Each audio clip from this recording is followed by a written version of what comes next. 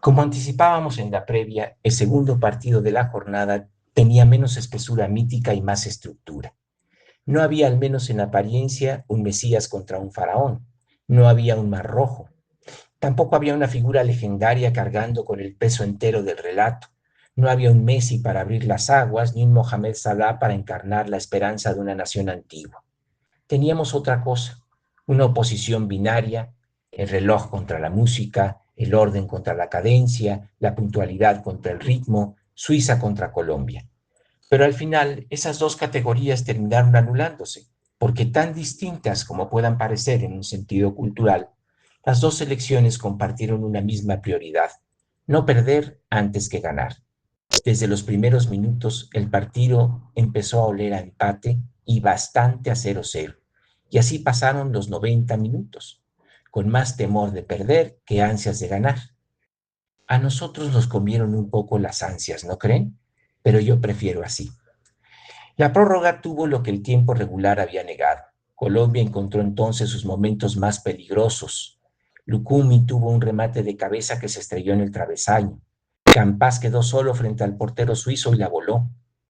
En el momento esas jugadas ya parecían importantes. Después, leídas desde el resultado final, se agigantan. Y es que así funciona la derrota. Magnifica retrospectivamente cada ocasión perdida.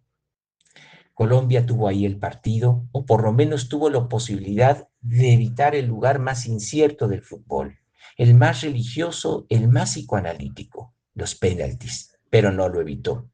De este modo, el último partido de los octavos terminó precisamente en la forma más pura del duelo, los penaltis. Si esta fase ha sido la edad del duelo, el cierre no podía ser más simbólico. El último partido de octavos fue el único que llegó al duelo dentro del duelo, a la escena primaria del fútbol. Un jugador, un portero, una portería, 11 metros, un disparo. Ahí el fútbol se reduce a su mínima expresión dramática. Ahí ya no hay bloque medio, ni presión alta, ni posesión. Es casi literalmente matar o morir. El penalti es una prueba técnica, desde luego. También tiene fortuna, pero sobre todo es una prueba mental, especialmente para el tirador. Por eso me pareció tan significativa una escena previa a la ejecución de los penaltis. Davinson Sánchez ganó el sorteo, o por lo menos tuvo que decidir qué hacer con él. El árbitro le preguntó después del volado si Colombia quería tirar primero, y entonces ocurrió algo extraño. Sánchez se volvió hacia Camilo Vargas, su portero, para preguntarle qué convenía escoger. Honestamente, no me pareció muy decidido. Y no lo estaba. Cuando Davinson le tocó ejecutar, esa duda afloró en el cuerpo. Su disparo se fue al travesaño. Esto no decidió por sí solo la tanda, porque después también falló un suizo, pero en la suma total sí contó. Después vino la gran escena del portero Kobel, que fue el héroe del partido. Lo fue durante el juego y en el penalti que logró detener. Se suele decir en el argot futbolístico que un penalti fallado es mal tirado, y en parte es así, pero este aforismo exige matices. Aquí fue mucho más un acierto del portero que un fallo del tirador. Es la excepción que confirma la regla. El portero fue aquí el salvador, el último guardián que salvó la casa simbólica de Suiza, su territorio que quedó una vez más inviolado versus la puerta caída, la casa tomada de la selección de Colombia, la presa abatida, Camilo Vargas. Suiza ganó 4-3 en penaltis y avanzó a cuartos de final. Y avanzó como Suiza, resistiendo, ordenando, administrando, soportando y con cabeza fría. Colombia se va con dolor, con música, con llanto, con ritmo y con la sensación bien conocida de que se hubiera podido hacer algo más. Así se cerraron los octavos, no con un gol de jugada, no con una remontada bíblica, sino con el fútbol reducido a su escena primaria. Esto tiene una clara reminiscencia psicoanalítica, ¿no creen? Recordemos que Freud describió esa escena desde el momento en el que el niño veía el coito de sus padres como imagen traumática, enigmática, difícil de interpretar, que después organiza inconscientemente fantasías, angustias y sentidos.